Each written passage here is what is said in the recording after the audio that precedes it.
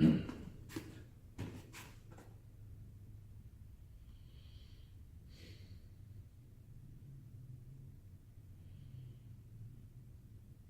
here we are, module 2. Now we have a different background. I got a different shirt on. Things are different. Now we're going to be talking about MMA. Yes, more talk. I'm sorry.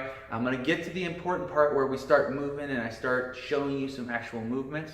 Okay, but it's important that we understand what MMA is, for one, and how MMA is practiced, how these movements are practiced, how a fight usually goes, and what the main objectives are. If we don't know what we're doing, what MMA really is, then a lot of times people get injured. They don't see the best results. They have poor technique, and that's because they misunderstand mixed martial arts. All right, they misunderstand what we're going for here. Okay, so first, let's just go over what mixed martial arts is. It's a fight between two people. There are judges judging the contest in case there's no the fight isn't ended with a strike, a submission, or a slam. Okay, so the different ways that we can win a fight is by impact with striking, with control and slamming the opponent, taking him to the ground, or holding him down to the ground, and then also submitting the opponent. You can stop the fight right away if you knock the opponent out, or if you submit the opponent and he taps out, he submits, or you choke him out or injure him and break a bone. Okay, so the judge might end the fight if you're striking them. When I say ground and pound, that means striking on the ground. Okay, striking a downed opponent. And that's another way that you can end the fight.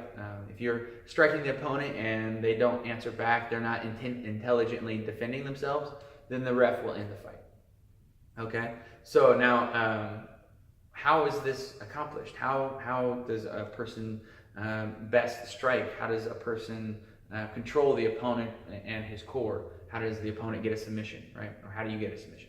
And that is, there's 3 different strategies that I've identified within mixed martial arts, and these are universal, whether it's striking, grappling, takedowns. Okay, so just whenever you're performing these movements, whenever you're in mixed martial arts or any kind of martial arts situation, just think about these very broad and general strategies, and then you'll be doing much better. Okay, things are much less confusing when you simplify. Okay, so in simplification, I'm going to say there's 3 different positioning rules that enable you to execute mixed martial arts techniques more easily. Okay, these 3 positionings are getting behind the opponent. All right, when you're facing each other, you guys have your guns pointed at each other. Okay, when the opponent is faced to the side, his gun is faced sideways. All right, and also your defenses are facing each other either. Also, so you have your shield and you have your offense always going forward. Here, your offense goes forward. It doesn't go backwards, right? I don't control the opponent by having him behind me. I control the opponent by having him in front of me. Okay? So if you're behind the opponent, that's better. He's facing away, you're facing his back. That's the best. Facing sideways, being on the side of the opponent, better than being in front.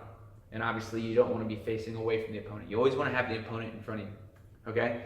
Second, it's always good to be on top, unless you have somebody on the ground that's really tricky with submissions. Okay, so it's always nice, for me at least, for being on top. Okay, being on top is an advantageous position because you're able to strike more easily, you're able to control more easily, and you're able to wear the opponent out. Okay, now that being said, it's also good to have your limbs around the opponent's waist, around their core. Okay, that means wrapping your arms around the opponent's body, wrapping your legs around the opponent's body, makes it easier to get submissions. Okay, so if you're going for submissions, you want to be concentrating on getting your legs and arms around the opponent. If you're going for control and ground and pound, then you want to be on top of the opponent in terms of being on the ground. Okay, and then there's situations when the opponent might have you pressed against the wall or cage, and in that case, then that's striking and grappling combined in that situation. Okay, so now how do fighters use these positionings? How do they go about getting these positions, right? And that's with strategy, technique, and mobility. Okay, they have to use creativity and awareness to execute superior strategy, and then they use technique to move better than the opponent, to be able to apply better force, right?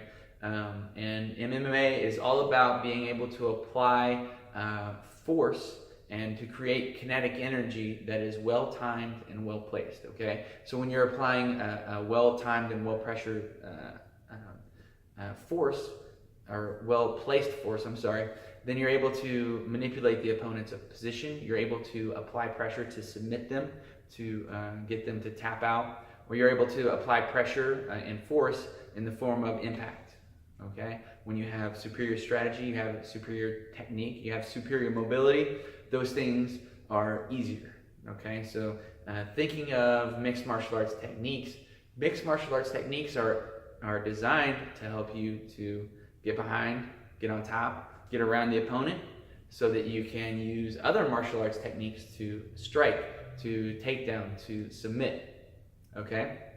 And in all of that, the general idea behind these techniques is to maximize your ability to produce force, okay? So you want to be able to produce a lot of power, a lot of force, right? You want to be able to produce that force for a long period of time, because you don't want to run out of energy and be tired at the end of the first period, right? So you got to have longevity, okay? And then you also have to have protective positioning. It doesn't matter how forceful you are or how long you can last. If you get out of position and you drop your hands, for example, or if you are easily taken down because you're not defending your legs.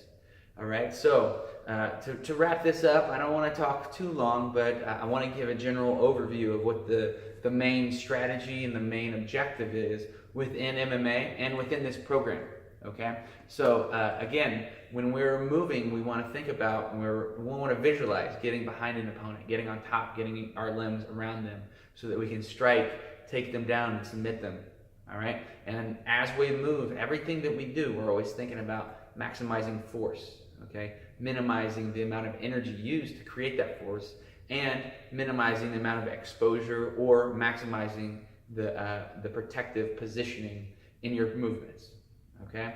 That being said, guys, I'm going to go over the next round. We're going to talk about how to move better and how to make the best movements, how the body was designed to move. So a lot of this stuff it's a big amount of information that I'm going over. It's basically everything that I've learned in mixed martial arts and in all my schools and all my studies, condensed into a couple of hours, okay? So you're getting, all my Purdue education, all my fancy education, and all this stuff is in just a little bit of time, okay? But it's important that you understand what I know about kinetics and martial arts and the human body, so that you can move forward and do better in the future, okay? All right, so thank you guys again for putting up with my long-windedness and sitting through this course. I know you guys did not fast forward through any of this, all right? In the workbook, we're gonna have a little bit of a quiz, and just to make sure that you guys are able to at least regurgitate the information, if not better understand it. All right, so thank you, and I'll see you in the next lesson.